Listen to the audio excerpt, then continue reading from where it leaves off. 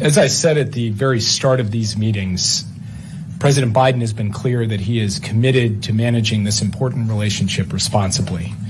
Our aim in every engagement with China is to deliver for the American people. Under President Biden's leadership, the United States has and will continue to advance its interests and values, look out for its friends. And as we do, we believe that competition with China does not have to lead to conflict or confrontation. The key is responsible management through diplomacy.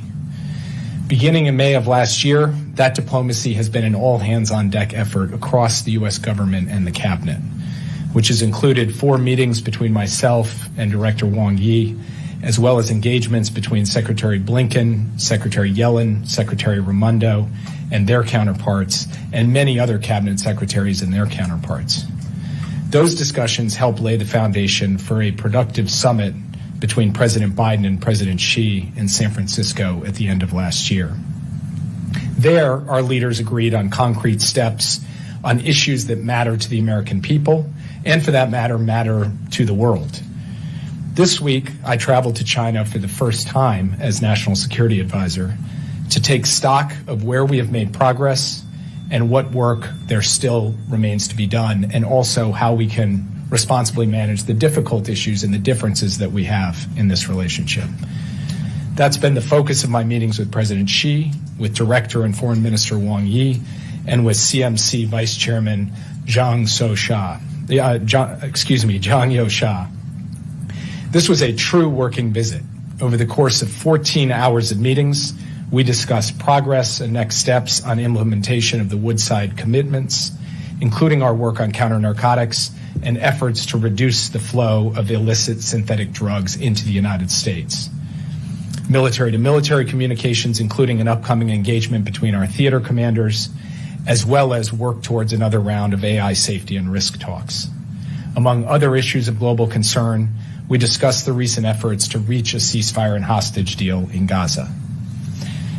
These meetings were also about managing tough issues, as I said, in areas of disagreement, and I was direct on these issues as well.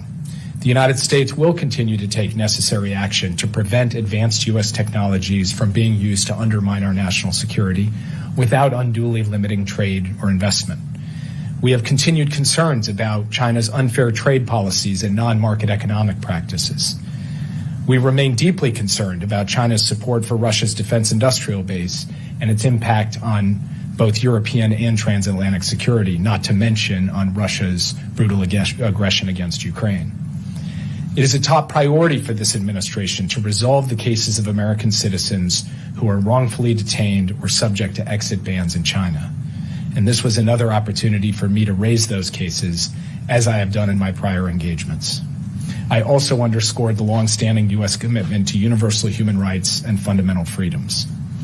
In all of my meetings, I stressed the importance of maintaining peace and stability across the Taiwan Strait, emphasized the United States' commitment to complete denuclearization of the Korean Peninsula, and I reaffirmed the United States' commitment to our Indo-Pacific allies, including our concerns about destabilizing actions against lawful Philippine maritime operations in the South China Sea.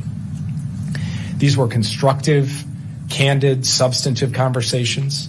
We believe that keeping lines of communication open is critical, and to that end, we began planning towards a leader-level call in the coming weeks, where I expect these discussions to continue. And with that, I'd be happy to take your questions. Yep. Throughout your meetings with Chinese officials, including Xi Jinping, did you get a sense of how the Chinese leadership is feeling about the race for the White House? Obviously, the election would be a looming issue for them. I didn't really get a feeling for that. We didn't discuss the American election. That's obviously something for the American people to decide and not for any other country to get involved in. Neither in my meetings with Director Wang nor in the meeting with the President, or for that matter with the CMC Vice Chair, did we specifically talk about the American election. Yeah. Hi there, Mark Stewart from CNN. As you mentioned, you talked about some of the maritime issues. I don't have to tell you, but obviously things are very tense right now in the South China Sea, especially with the Philippines and some of these reef issues. Reading the readout, it said that you discussed some of this with Xi Jinping himself. Other than diplomatic speak, is there a reasonable roadmap or blueprint for the future? Because I think that the level of tension is reaching an extremely high level. So first, we believe that the order of the day should be de-escalation, and we support direct discussions between the Philippines and the PRC to that end. We also have made very clear that our mutual defense treaty applies to public vessels, including Coast Guard vessels that are operating in the South China Sea and in other waters. It also applies to aircraft, for that matter. So the PRC well understands the longstanding commitment the United States has under its mutual defense treaty to the Philippines, and the Philippines well understands that we have an ironclad commitment to support them in their lawful exercise of their rights, their maritime rights. At the same time, nobody is looking for a crisis, not the Philippines, not the United States, and we hope not the PRC. But I did raise our concerns about some of the destabilizing actions that have taken place, including the ramming of Coast Guard vessels and unsafe intercepts near Scarborough Shoal. It's something we'll continue to discuss with our Chinese counterparts. It's something we will continue to consult closely with our Filipino counterparts on. And in fact, before I came here, I had the opportunity to call my Filipino counterpart, the National Security Advisor, Secretary Anyo, and I will stay in close touch with him, as will other members of the U.S. government. So we will do our best to try to contribute to managing this issue in a responsible way so that de-escalation is the order of the day. Yeah. Hello, this is Ray from the paper. So I wonder, since the San Francisco summit, more than 20 communication mechanisms have been established or resumed, maintaining the momentum of ongoing dialogue between the two countries. So following this visit, what will be the key focus of the U.S. diplomacy towards China through next January? And what specific interim achievement does the Biden administration hope to secure during this period? Thank you. Well, first, at a macro level, the most important thing and a core part of my extended engagement with Director Wong, not just here, but in multiple meetings dating back to the beginning of last year, is overall responsible management of this relationship so that competition doesn't veer into confrontation or conflict. That is ongoing work. And being able to reach the end of President Biden's administration with the relationship on a stable basis, even though we have areas of difference and areas of difficulty, this is something we will work towards. More specifically, we're going to look for further progress on counter-narcotics and reducing the flow of illicit synthetic drugs into the United States. We are going to look for a deepening of the military-to-military communication so that we can pass that on to President Biden's successor. And in fact, a very positive outcome of the sessions here is that there will be a call between the theater commanders, the Indo-PACOM commander and the Southern theater commander for the PLA.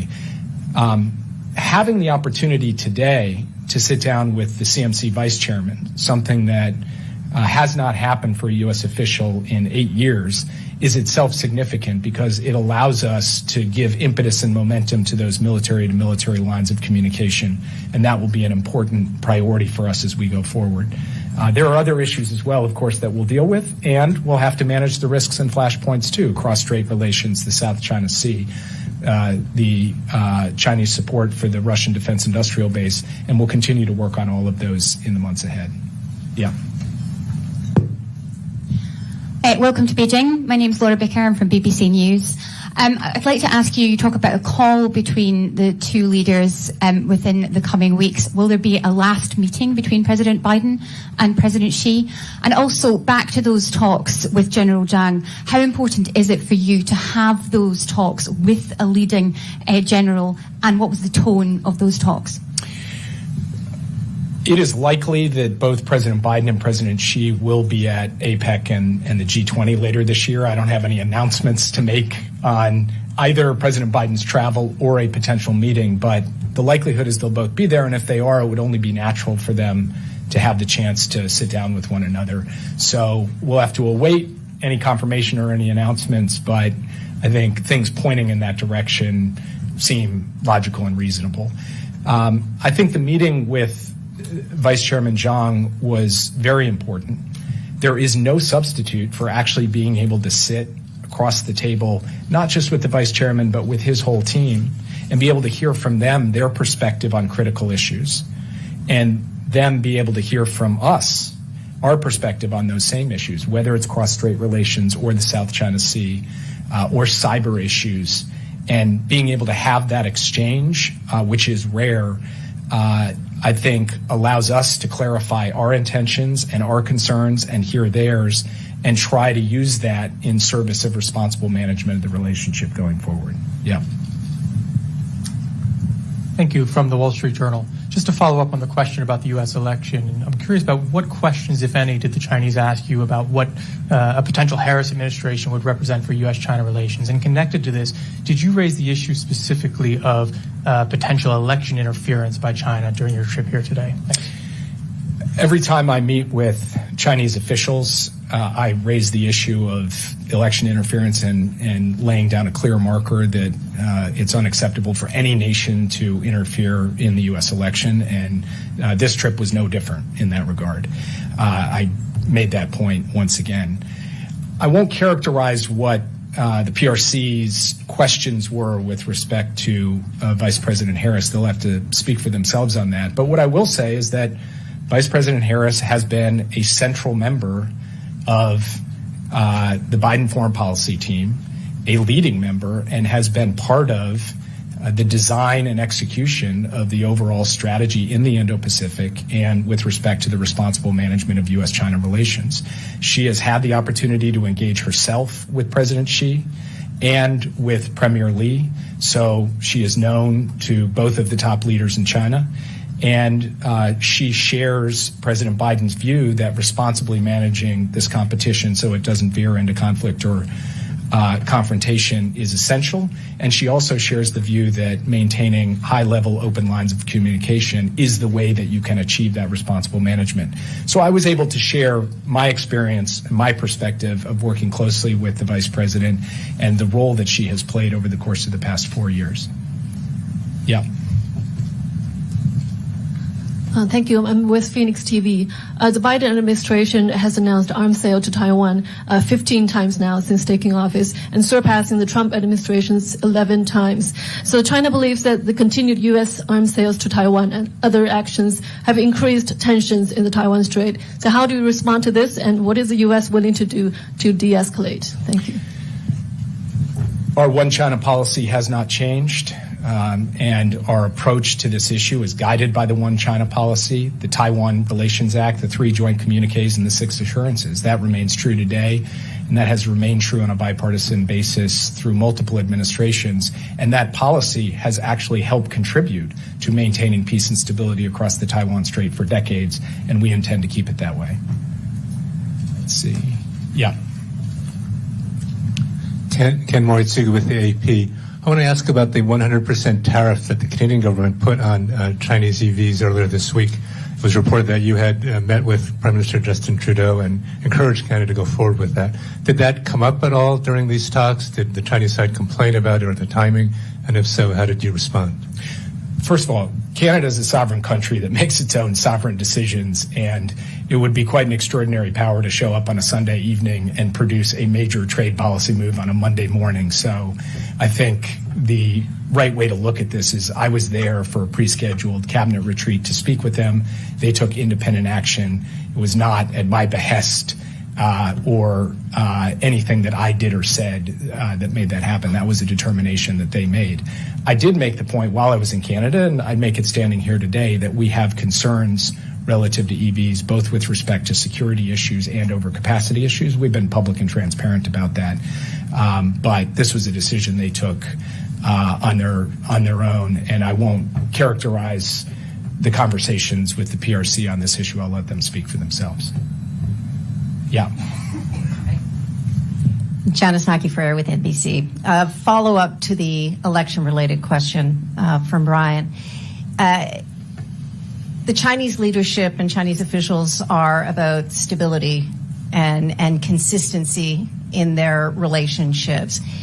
Did they at all signal to you any hesitation, nervousness, or concern about an upcoming change of administration at the White House? They recognize that elections are sensitive periods and transitions are sensitive periods, and responsible management through an election and transition is important. That's something we believe as well. And my visit here during this period helps contribute to try and sustain that responsible management over this coming sensitive period. I will refrain from commenting on their perspective about what comes next. I think that's something that they're going to have to speak for themselves on. Yeah. Thanks, Trevor Honeycutt, Reuters. Jake, could you talk a little bit about the status of the Middle East hostage and ceasefire negotiations? I could, but it's moving hour by hour, and I haven't gotten an update in the last several hours. What I would say is that the negotiators are bearing down on the details, meaning that we have advanced the discussions to a point where it's in the nitty-gritty, and that is a positive sign of progress. But at the end of the day, nothing is done until it's done, and so we're just going to keep working at this until we finally get the ceasefire and hostage deal across the line. And I'll have the chance when I get on the plane to check in with our negotiating team who's participating in these talks in the region even as we speak. Yeah. Thank you. Evelyn Chang from CNBC. On the issue of tech restrictions, I know that's something that the U.S. side has remained very firm on, and that the Chinese side has repeatedly asked for changes on. If the trajectory is still going to be more restrictions, was there, can you give some more details on what that discussion looked like? And then just on the aspect of cross-strait tensions and South China Sea, was there any specifics on what a de-escalation might look like? Thank you. We had extended discussions about economics and national security, and I won't characterize the PRC position on that other than to say it was consistent in the room with what they have said publicly on the issue.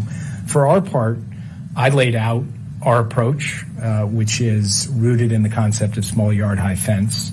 I explained why it is that we feel we have to take some targeted restrictions to ensure that advanced technologies aren't used against U.S. national security. I explained that our approach is one of de-risking, not decoupling, and described in some detail how we saw de-risking in practice. And I also raised our concerns about steps that the PRC has taken with respect to the intersection of economics and national security and the impact that that has had on Western businesses and on supply chains. And so we had a vigorous give and take on the issue.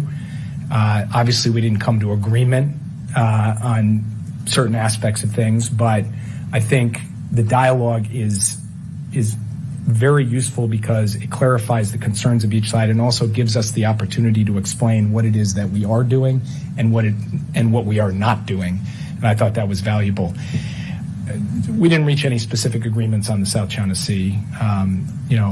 For one thing, it's not for the United States to reach agreements with China over the heads of parties like the Philippines. For another, there's no substitute for that direct diplomacy between the two of them. But we did indicate and reiterate our longstanding commitment to our ally and our longstanding commitment to the rule of law, freedom of navigation, and the free exercise of maritime rights in the South China Sea, and we'll continue to do that.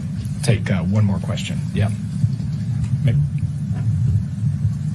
China Media Group speaking. So we noticed that almost all of your accompanying staff can speak Chinese. So do you think this helped you to communicate with your Chinese counterparts? And does this help you accurately understand China's core concerns? Thank you. Yes. The answer is yes. No, it's having a team here, many of whom do speak fluent Mandarin, have deep experience on issues related to the PRC and the U.S.-China relationship. This is,